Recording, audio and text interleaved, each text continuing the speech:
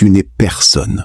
Ici, c'est chez moi et tu fais ce que je te dis de faire dans cette maison. » C'est comme ça qu'Aïssata fut reçue dans sa belle famille. Même ton mari n'a pas son mot à dire ici. Aïssata alla se plaindre chez son mari et il lui dit « Ici, c'est ma mère qui commande. Fais ce qu'elle te dit. » Effondrée, elle commença à pleurer à chaudes larmes. Un jour, après avoir cuisiné, sa belle-belle jette tous les repas au sol, estimant qu'Aïssata n'avait pas cuisiné comme il faut. Reste jusqu'à la fin si tu veux comprendre les motivations de sa mère. Mais avant, like et abonne-toi pour donner la force à la vidéo. Dans un village reculé de Guinée, là où les traditions sont plus anciennes que les routes elles-mêmes, vivait une jeune femme nommée Aïssata. Elle n'avait que 20 ans, mais ses yeux portaient déjà le poids de plusieurs vies. Fine, au teint ébène, avec des tresses longues attachées en arrière et un pagne bleu indigo soigneusement noué, elle venait de quitter sa famille pour rejoindre celle de son mari. Son mari, Mamadou, était un homme discret, souvent absent, partagé entre les champs et les obligations familiales. Mais ce n'était pas lui qui inquiétait Aïssata, c'était sa belle-mère, Kadiatou. Une femme imposante, toujours vêtue d'un grand boubou sombre, les épaules droites, le regard dur comme la pierre. Ses yeux semblaient voir au-delà du visible. Dès le premier jour, sans sourire, sans bienvenue, elle avait fixé Aïssata avec une intensité troublante. Dans cette maison en banco, entourée d'arbres et d'un silence presque oppressant, chaque objet semblait avoir une histoire.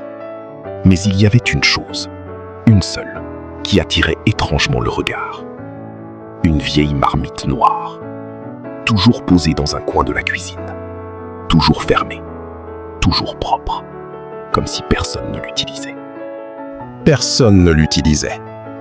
Et pourtant, dès son arrivée, Kadiatou avait prononcé ces mots, froidement, sans explication. « Tu peux toucher à tout dans cette maison, sauf à cette marmite. » Depuis cet instant, un malaise invisible s'était installé. Car parfois, la nuit, Aïssata avait l'impression que quelqu'un ou quelque chose veillait autour de cette marmite. Et ce n'était que le début. Les jours passaient, mais pour Aïssata, le temps semblait s'alourdir. Dans cette maison, elle n'était pas une épouse, elle était une étrangère. Chaque matin, avant même que le soleil ne touche les toits de banco, elle était déjà debout. Elle balayait la cour, allait chercher de l'eau au puits, préparait les repas, pendant que Kadiatou, toujours silencieuse, observait. Mais ce n'était pas un regard ordinaire, c'était un regard qui jugeait, qui pesait chaque geste, chaque respiration. Et peu importe ce qu'Aïssata faisait, ce n'était jamais suffisant. Un jour, le riz était trop cuit. Le lendemain, il ne l'était pas assez. Parfois, Kadiatou renversait même le repas au sol, sans dire un mot, obligeant Aïssata à recommencer, les larmes coincées dans la gorge. Et pourtant, jamais, absolument jamais, elle ne s'approchait de la marmite interdite. Même lorsqu'elle criait, même lorsqu'elle humiliait Aïssata, Kadiatou jetait parfois un regard furtif vers cette marmite, comme pour vérifier qu'elle était toujours là, comme si elle était plus importante que tout le reste. Mamadou, lui, restait silencieux, trop silencieux. Le soir, quand Aïssata essayait de lui parler, il détournait le regard, comme s'il savait quelque chose, mais refusait de le dire. Et peu à peu, la peur laissa place à autre chose, la curiosité. Pourquoi une simple marmite provoquait-elle autant de tension? Pourquoi cette interdiction absolue? Et surtout, qu'est-ce que Kadiatou essayait réellement de cacher? Car dans les maisons où les secrets sont enfermés, ils finissent toujours par appeler ceux qui les entendent. Les nuits devinrent différentes. Au début, Aïssata pensait que ce n'était que son imagination. Après tout, la fatigue, la solitude, les humiliations, tout cela pouvait troubler l'esprit. Mais très vite, elle comprit que ce qu'elle ressentait était réel. Chaque nuit, à la même heure, un silence étrange s'abattait sur la maison. Même les insectes semblaient cesser de chanter. Le vent lui-même retenait son souffle. Et dans cette immobilité oppressante, quelque chose commençait à exister. Un bruit, presque imperceptible, comme un léger frottement, un chuchotement, venant de la cuisine. La première fois, Aïssata resta immobile, les yeux grands ouverts dans l'obscurité. Son cœur battait si fort qu'elle avait l'impression qu'il allait réveiller toute la maison. Elle tenta de se convaincre que ce n'était rien. Mais la deuxième nuit, le bruit revint. Plus clair, plus proche, comme si quelqu'un parlait à voix basse. Et la troisième nuit, elle entendit son nom. Aïssata. Un souffle, à peine audible, mais impossible à ignorer. À cet instant, la peur changea de forme. Elle ne venait plus de Kadiatou. Elle venait de cette marmite. Car à chaque fois que le murmure apparaissait, le regard d'Aïssata se tournait malgré elle vers la cuisine, vers ce coin sombre, vers cette marmite, comme si quelque chose, à l'intérieur, cherchait à être entendu. Pendant ce temps, dans une autre pièce, Kadiatou ne dormait pas. Assise dans l'obscurité, les yeux ouverts, elle écoutait, elle aussi. Et son visage n'exprimait pas de colère, mais une inquiétude profonde, comme si elle savait que quelque chose était en train de changer et qu'elle ne pourrait peut-être plus le contrôler. Depuis cette nuit où elle avait entendu son nom, Aïssata n'était plus la même. Chaque mouvement dans cette maison semblait désormais lié à cette marmite. Chaque silence, chaque regard, chaque geste de Kadiatou, tout tournait autour d'elle. La peur était toujours là, mais elle avait changé de nature. Ce n'était plus une peur qui éloigne, c'était une peur qui attire. Un appel silencieux, constant, impossible à ignorer. Dans la journée, Aïssata essayait de s'occuper l'esprit. Elle balayait, lavait, cuisinait. Mais ses yeux revenaient toujours au même endroit. La marmite, immobile, silencieuse, et pourtant vivante. Un après-midi, alors que le soleil écrasait le village et que Kadiatou s'était exceptionnellement absente pour rendre visite à une voisine, un calme inhabituel envahit la maison. Un calme dangereux. Aïssata resta immobile au milieu de la cour. Son cœur battait lentement, mais lourdement. Elle savait qu'elle était seule, complètement seule. Et pour la première fois, personne ne la regardait. Ses pas la menèrent presque malgré elle vers la cuisine. Chaque pas semblait plus lourd que le précédent, comme si une force invisible tentait de la retenir, ou peut-être de la tester. Arrivée devant la marmite, elle s'arrêta. Le silence était total. Même le vent semblait suspendu. Sa main trembla. Lentement, très lentement, elle s'approcha du couvercle. À quelques centimètres seulement, elle sentit une étrange sensation. Comme une chaleur, comme une présence. Comme si quelque chose à l'intérieur savait qu'elle était là. Son souffle se coupa. Son cœur accéléra. Et dans un murmure presque inaudible, encore une fois, Aïssata. Cette fois, ce n'était plus une illusion. C'était un appel. Et dans cet instant suspendu entre peur et vérité, une décision allait tout changer. Le temps semblait s'être arrêté. La main de Aïssata, suspendue au-dessus de la marmite, tremblait légèrement, comme si son propre corps refusait d'aller plus loin. Mais cette fois, elle ne recula pas. Lentement, très lentement, ses doigts saisirent le couvercle.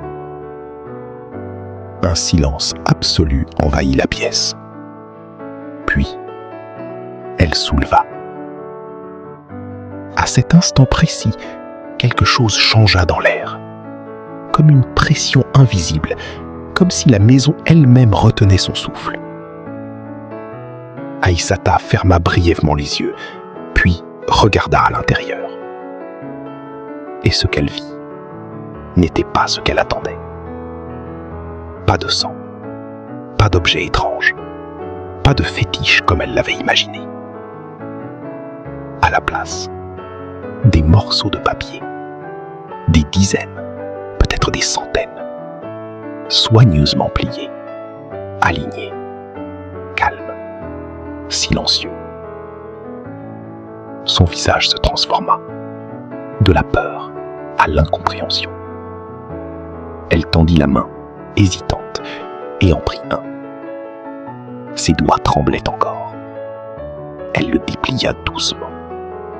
Et en lisant, son cœur manqua un battement. Un nom, un simple nom, celui de Mamadou. Elle fronça les sourcils, confuse. Pourquoi le nom de son mari serait-il dans cette marmite? Elle en ouvrit un autre, puis un autre, puis un autre encore. Et à chaque fois, un nom. Des noms qu'elle connaissait, des membres de la famille, des voisins, même le sien, Aïssata. À cet instant, une peur nouvelle naquit en elle. Pas une peur de ce qu'elle voyait, mais de ce qu'elle ne comprenait pas encore. Car si ces noms étaient enfermés ici, Alors la vraie question n'était plus « Qu'est-ce qu'il y a dans la marmite ?» mais plutôt « Pourquoi ces noms sont-ils là ? Et qui les y a mis ?» Et derrière elle, un léger bruit, presque imperceptible, comme une présence. Elle n'était peut-être plus seule. Le silence dans la cuisine était devenu insupportable. Le cœur de Aïssata battait si fort qu'elle avait l'impression qu'il résonnait dans toute la maison. Ses mains tenaient encore les morceaux de papier, ses noms, ses vérités incomplètes. Puis, elle le sentit. Ce frisson, cette présence derrière elle. Lentement, très lentement, elle se retourna. Et là, dans l'encadrement de la porte, Kadiatou, immobile, droite, ses yeux plongés dans ceux d'Aïssata. Mais cette fois, ce n'était pas de la colère, c'était pire. C'était une déception profonde, lourde, silencieuse. Un regard qui disait tout, sans un mot. Le regard de quelqu'un qui savait que ce moment finirait par arriver.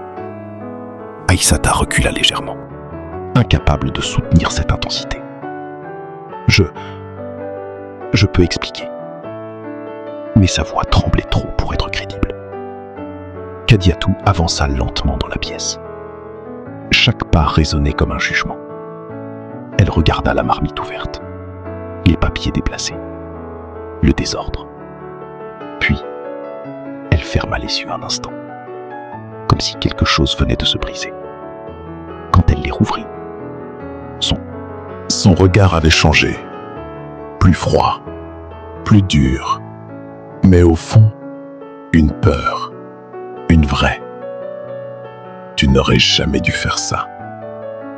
Sa voix était basse, grave, contrôlée, mais elle tremblait légèrement. Pas de colère, pas de cri, juste une certitude.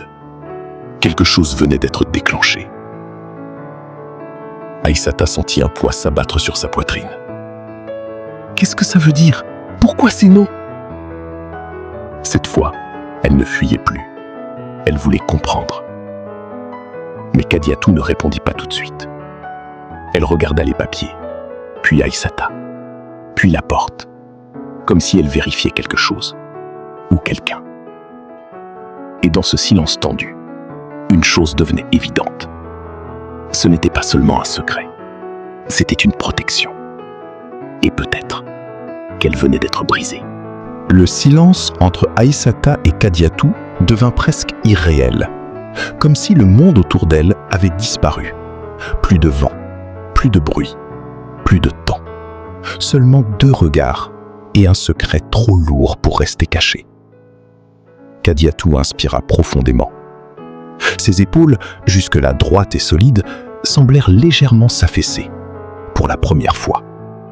Comme si, derrière cette femme dure, se cachait une fatigue ancienne, une responsabilité écrasante.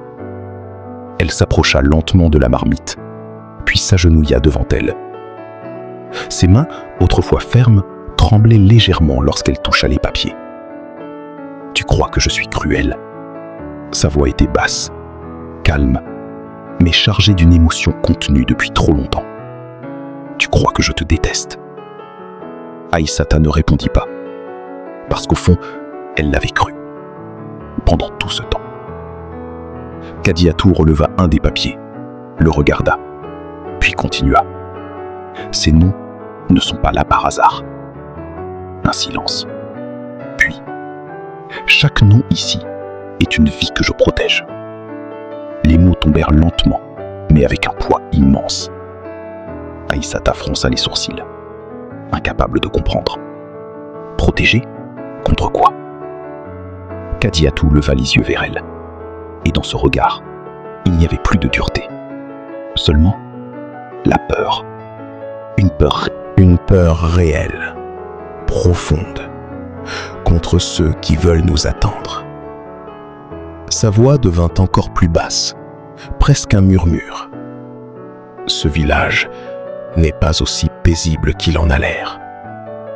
Aïssata sentit un frisson parcourir tout son corps. Il y a des choses que tu ne vois pas, des regards que tu ne sens pas, des intentions qui ne te concernent pas directement, mais qui peuvent te détruire. Elle marqua une pause, puis regarda la marmite. Cette marmite, ce n'est pas un objet. Un silence lourd s'installa. C'est une barrière. Les yeux d'Aïssata s'agrandirent. Son esprit tentait de relier les pièces, les murmures, les nuits, les noms, tout. Et maintenant que tu l'as ouverte. Kadiatou ne termina pas sa phrase, parce qu'elle n'avait pas besoin de le faire. Aïssata comprit. Pas complètement, mais assez. Quelque chose avait changé. Un vent froid se leva, soudainement, brutalement, comme s'il n'avait jamais appartenu à ce village. À l'intérieur de la maison, Aïssata sentit sa peau se couvrir de frissons. L'air avait changé. Il n'était plus lourd. Il était hostile. Kadiatou, elle, ne bougeait plus. Son regard était fixé sur la marmite. Ou plutôt, sur ce qu'elle ne contenait plus vraiment. C'est trop tard. Sa voix était à peine audible, mais elle tremblait. Pour la première fois depuis qu'Aïssata la connaissait, elle tremblait réellement. Un bruit sourd résonna au loin, comme un battement, puis un autre, puis plusieurs. Pas des pas humains, quelque chose d'irrégulier, quelque chose de ancien. Aïssata tourna lentement la tête vers la porte. Dehors, le ciel s'était assombri anormalement vite. Le soleil n'avait pas disparu. Il avait été étouffé. Comme si une présence avait pris sa place. « Qu'est-ce que c'est » murmura-t-elle. Kadiatou ferma les yeux un instant. Un vent froid se leva, soudainement, brutalement, comme s'il n'avait jamais appartenu à ce village. À l'intérieur de la maison, Aïssata sentit sa peau se couvrir de frissons. L'air avait changé. Il n'était plus lourd, il était hostile. Kadiatou, elle, ne bougeait plus. Son regard était fixé sur la marmite, ou plutôt sur ce qu'elle ne contenait plus vraiment. C'est trop tard. Sa voix était à peine audible, mais elle tremblait. Pour la première fois depuis qu'Aïssata la connaissait, elle tremblait réellement. Un bruit sourd résonna au loin, comme un battement, puis un autre, puis plusieurs. Pas des pas humains, quelque chose d'irrégulier, quelque chose de ancien. Aïssata tourna lentement la tête vers la porte. Dehors, le ciel s'était assombri anormalement vite. Le soleil n'avait pas disparu, il avait été étouffé. comme si une présence avait pris sa place. « Qu'est-ce que c'est ?» murmura-t-elle. Kadiatou ferma les yeux un instant, puis les rouvrit. Et cette fois, il n'y avait plus aucun. Le vent hurlait désormais, comme une bête blessée. À l'extérieur, les silhouettes s'étaient rapprochées. Elles n'étaient plus floues. Elles étaient là, devant la maison. Leurs formes tremblaient, comme si elles existaient entre deux mondes. Leurs contours étaient instables, leurs mouvements saccadés. Et pourtant, une intention claire se dégageait d'elles. Entrer. Aïssata recula instinctivement. Mais Kadiatou, elle, avança. Sans hésiter, sans peur apparente. Comme si ce moment, elle l'attendait depuis longtemps. « Reste derrière moi. » Sa voix était ferme, autoritaire, mais cette fois, protectrice. Aïssata obéit, le souffle court. Kadiatou s'agenouilla devant la marmite, désormais ouverte, vulnérable. Ses mains plongèrent dans les papiers, cherchant, sélectionnant, comme si chaque nom avait une importance précise. Puis, elle en sortit 3. 3 noms. Elle les serra contre elle, ferma les yeux et murmura des paroles inaudibles. Une énergie subtile commença à se former autour d'elle. Pas violente, mais ancienne, puissante. Comme si elle réveillait quelque chose enfoui depuis des générations. À l'extérieur, un coup violent secoua la porte, puis un autre. Le bois craqua, les murs vibrèrent, les silhouettes poussaient. Elle savait. La barrière était affaiblie. À l'intérieur, les papiers dans la marmite s'agitaient de plus en plus, comme pris dans une tempête invisible. Aïssata regardait, figée, incapable de comprendre totalement, mais consciente d'une chose. Sa belle-mère n'était pas un monstre. Elle était le dernier rempart. Soudain, Kadiatou ouvrit les yeux. Et dans son regard, une décision, lourde, irrévocable. Elle tourna légèrement la tête vers Aïssata. Et pour la première fois, un regard doux, presque maternel. Peu importe ce qui se passe, tu ne dois jamais refermer cette marmite seule. Aïssata sentit son cœur se serrer, comme si ces mots portaient un adieu. Puis, Kadiatou se leva, les papiers serrés dans ses mains, et marcha vers la porte, alors que celle-ci commençait à céder.